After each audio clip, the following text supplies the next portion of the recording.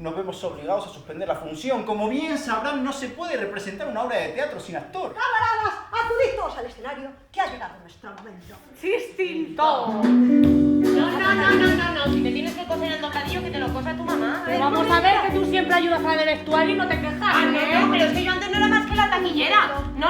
Ahora soy la actriz principal. ¡Maldita sea! Se me ha olvidado el papel. ¡Apuntador! ¡La princesa no morirá! ¡No morirá! Ya lo has dicho. Vale, que me ha dado un subidón. Te lo traigo de ahí. Pues cariño, imagina que esto es teatro. ¡Cling, cling! ¡Coco, ¿Dónde están los frenos? ¡Anda, que se me han olvidado! ¡Ay, no